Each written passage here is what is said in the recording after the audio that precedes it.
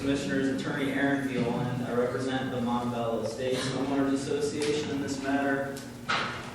I just have a few brief questions for Mr. Pitcher here, and it kind of stems off of something Director Fox asked that I didn't really get a clear answer to. You had shown these RF propagation maps, the before and after, and stated that there is a gap in coverage in said area, the area that turns from red to yellow, correct? No, it's the white spot that's in there in the before. This white spot here? I believe it is. Because in the second map, that white spot is still there. It's that other location. Okay. I can't see it from here. Well, my question was this: what determines? I mean, according to these maps, it says in that particular area that turns from red to yellow that it is adequate.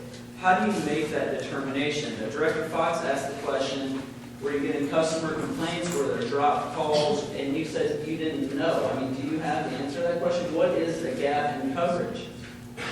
Because according to this, there's a lot of red up here. Do we need towers covering all that area as well? They need improved service in the area. And if Current, there's an existing gap, or is this for some future need?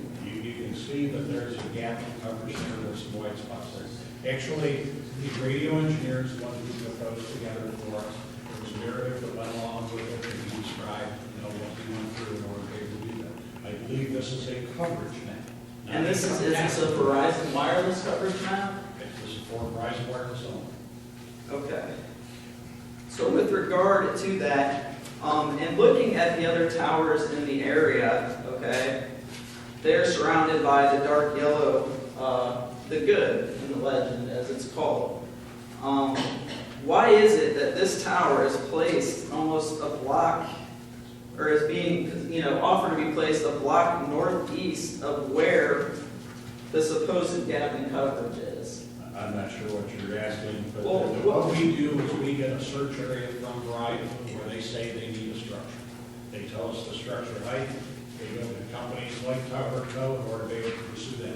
I was not on the real estate. So all of this was given by Verizon. This was not okay. Just for the commission, I just want it to be known that there's a distinct, it appears to be error in the propagation maps that were submitted as to where the tower is located. If I may, I have an exhibit on behalf of Montebello for the commissioners. If you could compare it to the propagation maps, this is just a simple Google map search that has the exact same propagation maps darkened. And as you'll see, it appears as if the tower is in the wrong place altogether on the propagation map.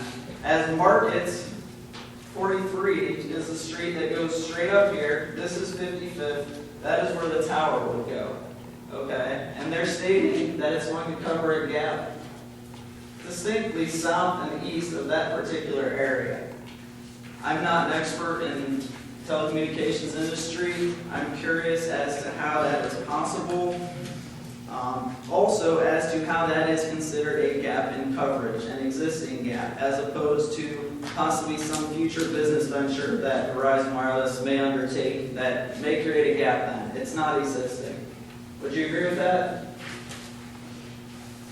There is an existing gap in coverage or capacity, period. All right. I have no other questions.